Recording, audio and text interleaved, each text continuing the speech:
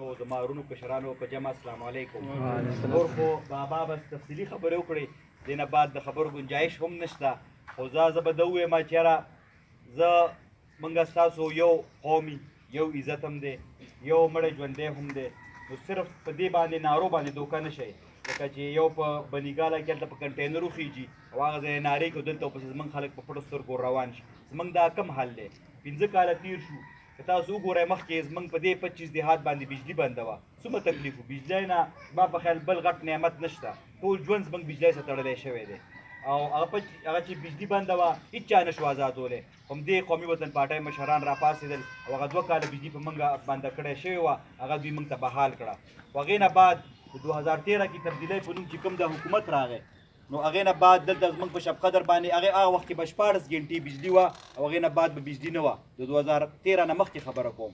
2013 نه بعد چې کله دا حکومت رالی د پی ټي آی، نو هغې نه بعد ورو بجلي داسې شوله چې ګنټې او 2 ته راله. اوس پکې داسې حل رالی په دې خاص کر په دې رشکۍ کې، رشکۍ بانډه کې، په دې پنجپاو ایریا کې چې 4 او 5 ورځې بجلي نه وي. مخکې ورځو کې زه تللی وم خواجه اوس ته، هلته چې لاړم هلته یې راته چې 6 ورځې وشوې چې بجلي یو منټ هم نه ده راغلې. نو بیا خو اوبه هم نه میلاوېږي، اوبه به د څه نه راوباسي، ځمکې نه بیا څنګه راوباسي. نو مسله څه ده؟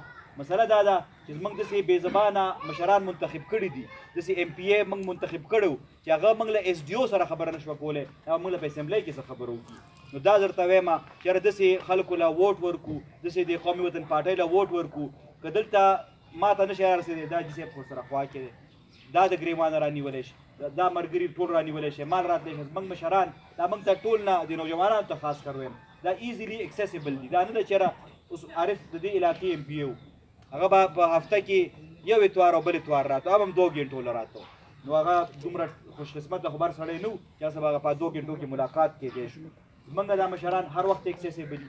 سهار 8 بجې ورشه، سکندر خان به په حجره کې ناست، یعنې که دې نه لاړ شه ملي رهبر جناب آفتاب احمد خان شیرپو صاحب د هغه بین الاقوامي مصروفیات، هغه زموږ خوشقسمتي ده چې زموږ د سیمې هغه ام ان ای راځي او لیډر دی، یعنې هغه په افغانستان او دخوا دېخوا ټول علاقو دغې ملکونو پالیسیانې هغې کې هغه مصروف وي. خو هغې باوجود هم سهار 9 بجې لاړ شه، هغه ستا ښه په آرام ملاقات کېدی شي. یعنې اوس ما د اورېدل دا د پی ټي آی دا ټیکټو رسکشي چې شروع وه او دا بولي پې لګېدله، نو دې کې خبرېدمه چې یاره 2-3 ورځې به خلک بنیګاله نه بار ناست وو او سپی به دننه ګرځېده او زموږ دا پی ټي آی دا ملګري به بار پرې شو، دننه به یې په کور ته نه پرېښودل. نو دا به یې زموږ هغه دا قدر وي چې موږ له ووټ ورکړو، بیا پښتنو سره دا کار کوي.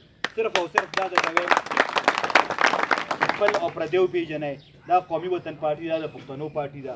موږ دا زموږ مشران دي، موږ چې دوی پسې روان یو موږ هم ښه ښکارو، لکه موږ نیازي او فلاني او ډنګري او دې پسې چې ځو، دا موږ هغه زموږ ځان له خپله یو قسم بېعزتي کوو، لکه څنګه چې 15 کاله په دې تکلیف کې تېر کړو. اوس هم داسې اواز نشته چې هغه د ایس ډي او ویکسین ته ورسي. یعنې موږ پکې ډېرې جرګې وکړې، خو بس اوس راسه یوه لار پاتې ده چې راپاسو مخکې زوړ چل پلار مې دی لو بخي، هغه به کوو چې یاره بجلي به نه سمېدله، بس راپاسې راځئ دا ټول ډېری چوک بند کړو، څلور واړه روډونه بند کړل، بیا به رالی محکمې والا خبره بیا راسه وکړه. نو زه لږه ډېره ګزاره به مو څه وشوه.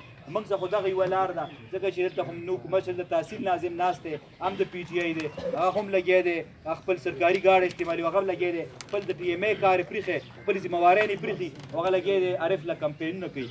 نو زموږ به چې داسې ممبران وي، نو زموږ همدا هی لکه دا سم چې دی.